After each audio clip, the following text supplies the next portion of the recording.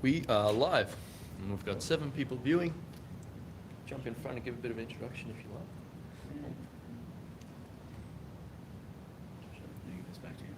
Yeah, beautiful. Sweet. Thank you very much. Happy days.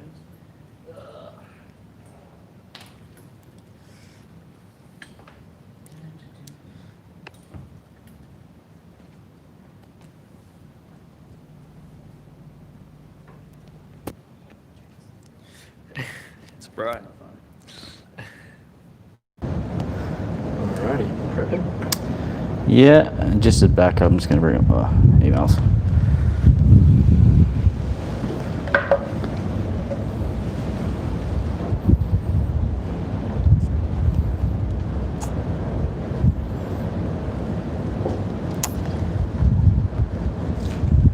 What's that email I sent you?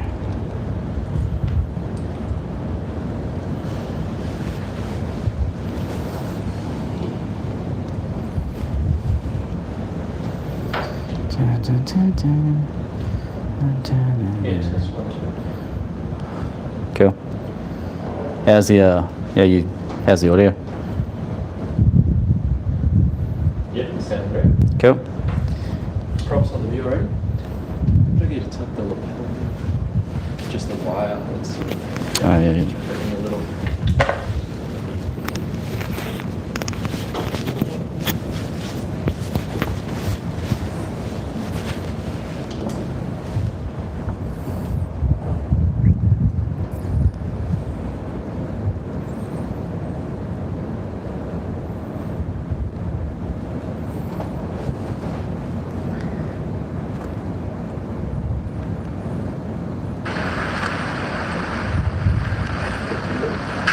Can you turn the aircon off?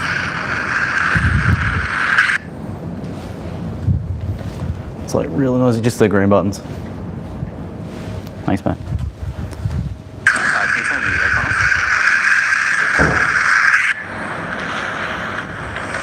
It's like really noisy, just the green buttons. Thanks, man. Cool.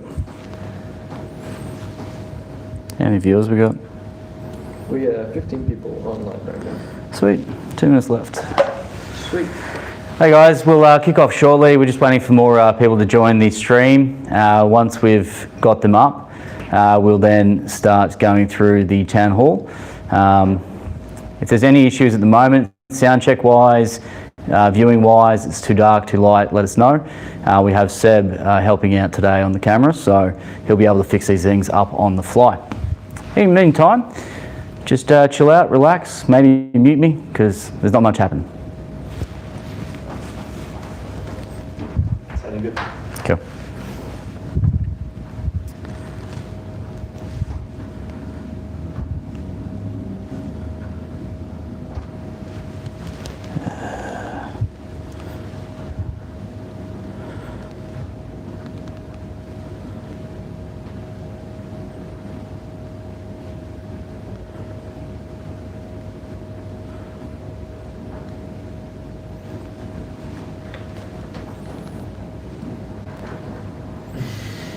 So, Yanina said, someone please brew something for Kieran. I've had plenty of coffee today, thank you. Had a lovely little single origin. I think it was a yoga chef actually, from the guys at Ginger and Green. They're roasting out at Archerfield at the moment, so just starting out and dialing in their blends and single origins, and they were, it's pretty banging. Bit dry, more lemon than anything else, which was a bit different. But actually, I was at Black Sheep the other day. They had a delicious Colombian. It must have been like a 90 plus. It was cracking. And Black Star had a 89, which for an 89 coffee was roasted probably, in my opinion, 90 plus quality. Beautiful blueberry coming through, really like refined cacao and like dark chocolate. It's really good. Ryan did a really good job on that one. It was a good cupping session actually, so bit of fun. And then some of the stuff that came up and was sent to Carl, the Q grader up here in Queensland. I think we had some stuff from Single O.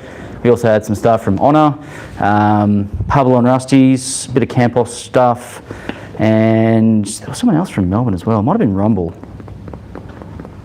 No, I don't think it was. Might have been, sorry, it was Sensory Lab. It was also banging. All very similar styles and origins and different flavour profiles, but you know, it was really cool to see the nuances that each different roastery was getting out of them. You know, some were just super clean but really light on flavour. Some were a bit, you know, dirtier in the cup, but like just punch you in the face amount of flavours. So it's really cool. Actually, the Campos one was the fruit tingle. It was really good. It was very interesting.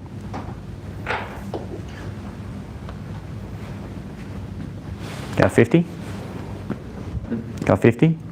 Go 50. How many people are viewing? 26. Cool. We'll give it a bit more time. Cool. Guys, we'll probably kick it off at 4:05 just to give some people some time. And then people will have to fast forward this video once it's up. If anybody wants to check out the comments and just see if they're all working, flowing, Seb will yell out some to me when we get to the question and answers time. And we'll hopefully go through those as best we can. We also have Bruno, Mel, Jane and Dave also all monitoring those questions and comments. At the end of this particular video and live stream, we will actually then jump down to Melbourne. There'll be a 5-minute gap between each stream, and we'll get you to refresh the page essentially, and you'll be able to watch the technical questions and answers with Bruno, our head judge and vice president. So just hold on and obviously just wait until we've got everybody on. The same thing will happen there. Once we've got off this particular segment, which is around the structural side of ASCA and where we are with nationals, we'll then jump over to Bruno for the technical. And at that point, we'll wait until we have enough numbers relatively similar to what we have currently before we kick off at that end as well. So just bear with us, apologies, but it's our first attempt at doing a live stream and town hall meeting, and you know, so far so good, but it will take a bit of time for us to get the right number of viewers coming on. Did we send a notification out as well? Seb? It should. So yours shows. Cool. Which I reckon it'll be like 2 on YouTube. Cool. They're 11.6K on YouTube. Wow, yeah. There you go. Who would have thunk it? Or 31. 30. It's not that guy. One more minute.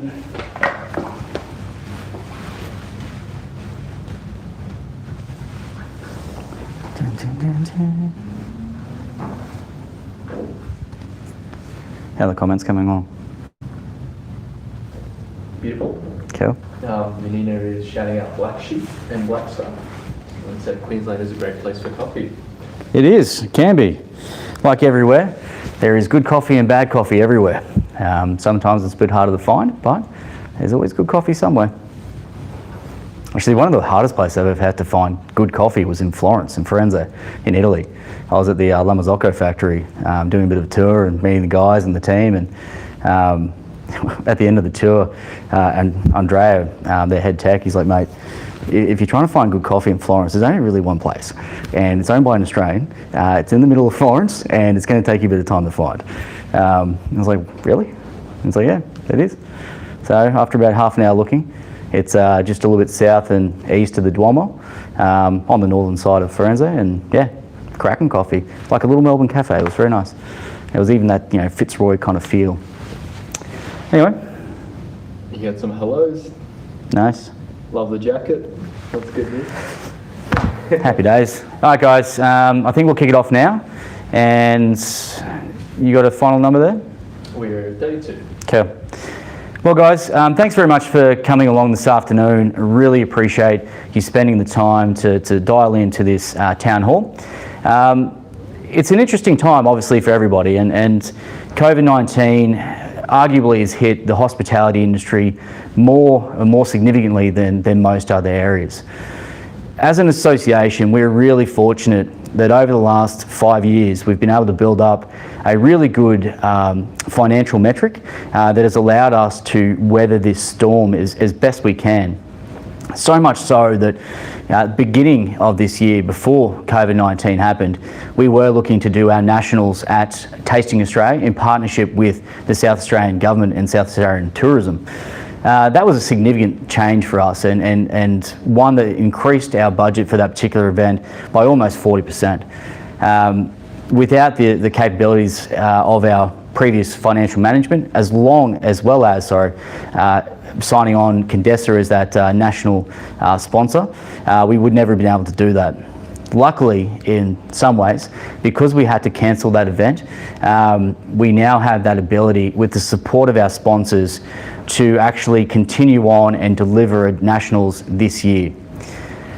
Just back to the financial part for the moment though, and around the COVID-19 messaging, I thought I'd give another shout out to Mel Kyer and the newsletter that was put out last week regarding memberships, and assuring that all members, especially individual members, most of which will be on this video conference now, we are discounting your membership by 50%, and that's again with renewing. We're backdating that to essentially the 28th of February. So if you've been affected by JobKeeper, JobSeeker, reduced hours, any of those things, by all means, please send an email to baristaguild@aasca.com and CC info@aasca.com. Just request or discount if it hasn't already been applied, and that will be applied to your individual membership. We're running that for the full financial year and obviously backdated to the 28th of February. Now to the Nationals. It's been a journey, and as you can understand, public policy and government policy has been evolving ever since. And even just recently with the outbreak in Melbourne, locking down Victoria essentially to the rest of the country and locking down the city of Melbourne itself. To the flow-on effect of New South Wales now looking to lock down portions of its population again as well as the Queensland Government coming out and restricting travel from Victoria and 77 new postcodes within New South Wales. Everything is changing week to week. Now, the reason I want to highlight that is because at the beginning of this process, when we had to cancel Tasting Australia in conjunction with South Australian Tourism, MICE had been postponed to November, the first week of November, the 2nd to the 5th, I believe. And within our planning, we need to have 3 scenarios that we felt could be achieved irrespective of the landscape that we found ourselves from a government policy point of view. And what that means is international travel bans, would they not be in place? Border restrictions between moving domestically, would they still be in place? The amount of people within any particular venue, could that be inside or outside? What was the square meterage per patron? Was it 4, 1, 2, 1.5, or 0? So we could actually then have a full capacity, full domestic travel. So all these considerations led to us to have 3 scenarios, and I'll take you through those shortly, but I just wanted to remind everyone that again, this is still moving sands, and I will leave you guys to have an educated guess of where we'll land, because we still don't know 100%. But what we can do is provide you dates and certainty around one of those 3 things being delivered. Scenario 1 is essentially that the world competitions and MICE are still on in November, that first week. If that was the case, then ASCA, our nationals, would have to be at least 6 to 8 weeks prior, because that will give us, our champion, enough time to prepare for that world competition. Essentially, that means we would have to have our competition on the 14th of September, around that date. Most likely in a closed environment. Sorry, not most likely, definitely in a closed environment. What that means is that we would only have competitors, sponsors, and our judges on site, and plus a film crew. We would then actually do that nationals as a digital nationals only. It would be basically live streamed like we are doing today, probably at a higher quality, obviously. We would also then be able to do post-production, and we would have show reels of each of our competitors. We'd be able to bookend that with all of our sponsors, and then be able to put that on YouTube and have our audience, our members, and our people that part of our newsletter and globally look at our competitors and see the quality of the competitions that we put on. That particular scenario at the moment looks the least likely. We still have got no word yet on the travel bans of international travellers coming into Australia, or the full relaxation of domestic travel between any of the internal states.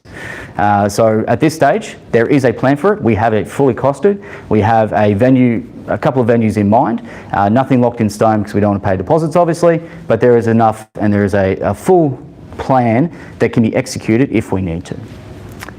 Scenario 2. The world competitions, because of the international travel bans, have been cancelled for that particular reason. Yet to obviously be announced, and not saying that they will be, but if that does occur, and MICE itself is still on as a domestic trade event only, obviously we can have more than 2 people per square metre going to that venue. We would then have our nationals at MICE as per normal. We would also have a small component of that as a live stream with professional photographers coming in as well and film crews to do that to the best ability we could. Very similar to what our normal nationals would be. Obviously everyone's experienced that. Would be in the middle of the stage, surrounded by a trade event. That, at this stage, we don't have an indication whether or not either of those 2 scenarios is most likely, and so we had to plan a third scenario in the off chance that both Worlds and MICE either had to be cancelled or postponed, and in that particular situation, we have scenario 3. Scenario 3 is actually probably my favourite. I'm most excited about it. I think it provides an absolutely great opportunity for our members, our competitors, our sponsors, our judges to really get ASCA's brand out there in the silence and the void of content being created in globally at the moment. I liken it to The Last Dance and the extra viewership that it had compared to any forecast that ESPN or Netflix had when they first released that documentary. It outshone 1,200% more viewership. So in that particular light, I think scenario 3 is really exciting. And what that would be, much like scenario 1, a closed format event, it would still be held the same week as MICE. The reason for that is we would like our competitors to have known dates to work towards. And so if scenario 2 was to happen, or scenario 3, you still are working with the same dates for preparation, coffee purchasing, coffee roasting, gassing, all those sort of nuances and etc. That particular scenario, again, closed format, judges, competitors, sponsors, and film crew would be on site. We would have essentially the film crew there to do the live stream as well as heavy post-production, and each of our competitors would get a show reel at the end. And obviously we would then have those forever on YouTube, but also only if our competitor felt that their routine was up to scratch. That one is really exciting. And just to explain those digital formats a little bit more in depth, from a visual point of view, think of the Olympics and the way that they run. You see someone warm up, you see someone compete, you do an interview, you skip to an ad, you watch someone warm up, you see them compete, skip to an ad, interview, and you go along that sort of format. Any of the technical questions, I will ask you to wait until we jump over to Bruno. Again, for those who weren't on the stream at the beginning, we will be jumping over to Bruno. It'll be about a 5-minute gap once we finish this video, and then you'll just need to refresh your screen and you'll be able to jump on to Bruno and Melbourne and Dave, and they'll answer any of the technical questions regarding the competition themselves. Lastly, overall, I think ASCA, our members, our industry, can get through the next 6 months. I think we can achieve a lot. I think there will be some downfall throughout this period, is somewhat inevitable. But with the assistance of the government grants that are out there, along with JobKeeper, JobSeeker, the opening up of our own domestic economy over the next 6 months, I still think there is a light at the end of the tunnel. With a beautiful and well planned out nationals showcasing the best of our talent here in Australia, I think that lends to hope and also lends to really getting us down that, it could be the beacon, it could be the light that we need to flow into next year, and hopefully a better recovery across not only ourselves personally but our whole industry. With that, I'll skip over to Seb to see if there's any questions regarding any of that or on my email.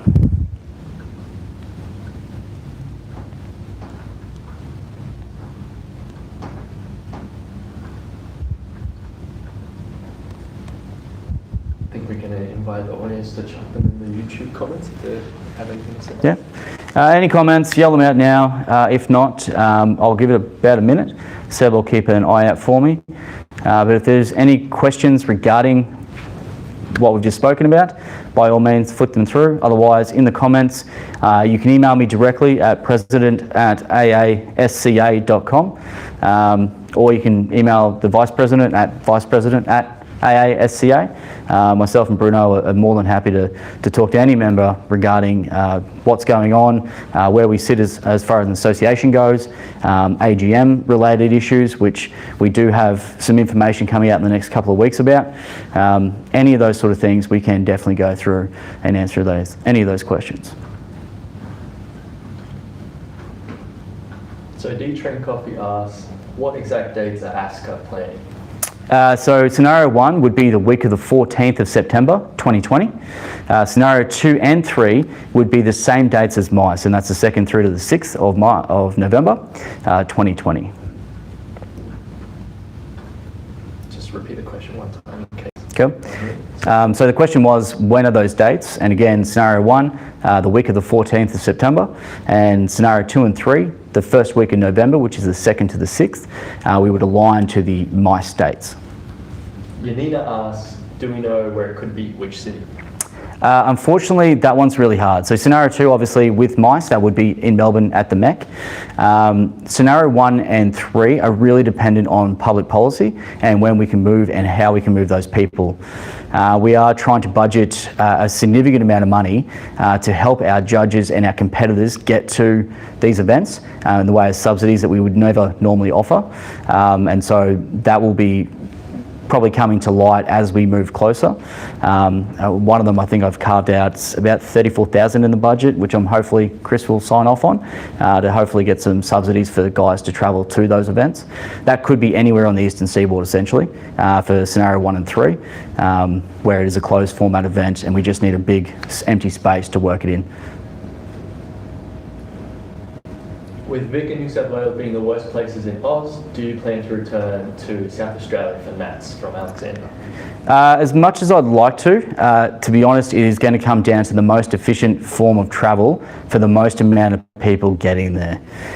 Whenever we've costed this out before, typically moving people between the eastern states and then getting some people from WA and South Australia to either Brisbane, Sydney or Melbourne is the most cost effective, and we'll essentially be kind of tied between best venue and the most cost-effective place for those particular scenarios outside of scenario 2.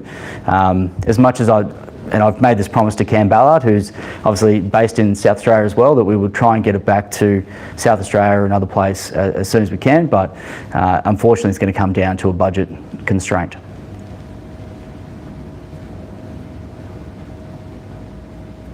Last call for questions? Yeah, last call. Questions?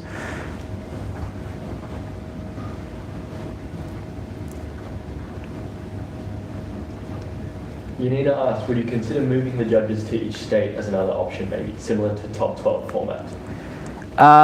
Unfortunately, and I'll probably leave this one to Bruno in the technical questions, but from my understanding and from a logistics point of view of putting these things on, having all the judges for each discipline in the same venue to make sure that we get the best overall result for that top 12 ranking from 1st through to 12 would be ideal to have in the one location rather than having them spread out like regionals.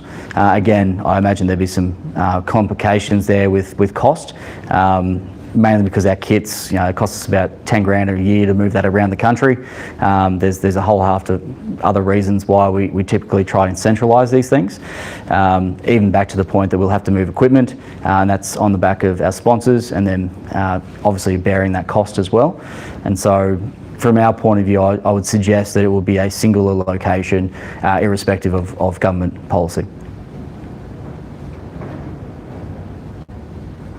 Anthony asks, just to clarify, if scenario 2 or 3 were to be chosen and if 2020 World is cancelled, the Australian champion wouldn't be granted a position to compete at Worlds? No, this is actually a really cool thing we just voted on the other day. My apologies. It's really exciting when these things happen to find something positive out of these sort of pandemics and such negative news. One of those is the ability for us to change our cycle. And so if the Worlds do not happen this year, the board has voted that our Australian champion of 2020 will represent us next year at 2021. We will move our entire calendar into sync with essentially the Chinese competitions. The reasons for that are multiple, but for me the most pertinent are the fact that our national champion will almost get 9 to 12 months of representing Australia throughout Australia. Our sponsors will then actually get the benefit of that person being the champion for that amount of time. They personally get that recognition throughout the domestic market as well as the business they work for. They also then, from an ASCA point of view, we get to use that content for the same amount of time. That's very different to what we do today, where it's usually 8 weeks before, and essentially that person only gets to sit in the sun for 12 weeks potentially. Whereas that, from our point of view, is not the best commercial reality for the individual, the business they work for, our sponsors or ASCA. So for us, if the Worlds is cancelled, we will move ours to have a 2020 representative of each discipline representing ASCA at the 2021 World Championships. No more questions so far? Cool. Maybe a sign off and what's coming next? Well guys, look, no more questions are coming through at the moment, but if there are any more technical questions, by all means save those up and ask Bruno and Dave in a moment. Again, I really want to thank ASCA's sponsors to come on the journey that we've proposed. They've been very, very supportive of what we're trying to achieve, and by moving the Nationals in the way that we've just discussed. I really want to actually also thank our members and really send them a letter of not only appreciation but empathy. Like we do feel where you are as an individual, as a business. I think all of us individually and our businesses are also affected. Some positively because of being pushed back into suburban cafes and roasteries still doing online sales. But there's a whole lot of people who have lost hours. There's a whole lot of people who have lost livelihoods within the CBDs where there is zero trade. And the raft of people that work in the industry or are affiliated to the industry also seeing their sales down and all their hours cut. So I would like to say that we as an association really appreciate where you are.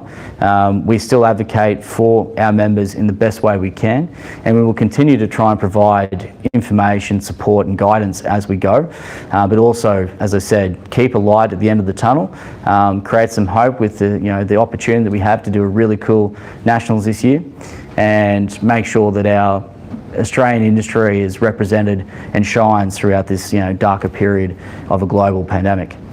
With that, I really appreciate the time this afternoon.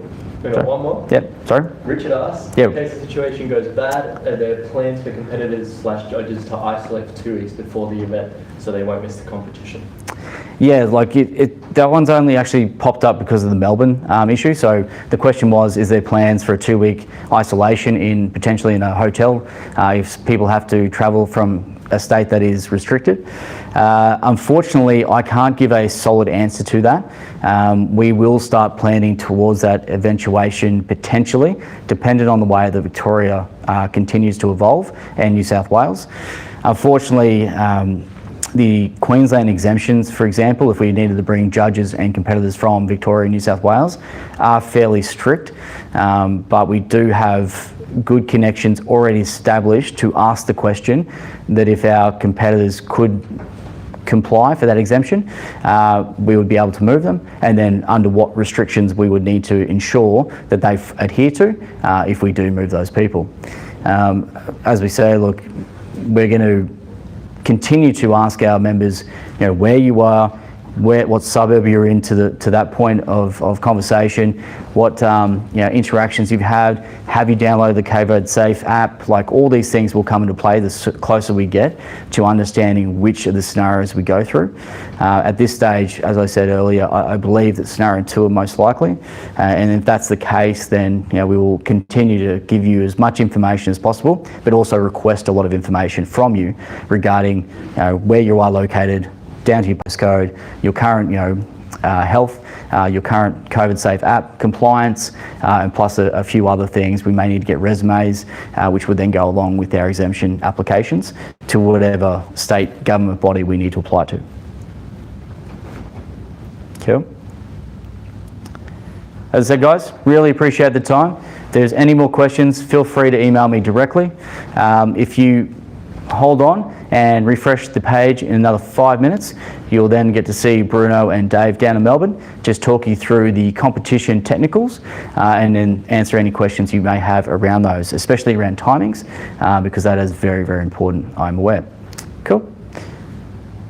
Thanks very much and enjoy the rest of your afternoon.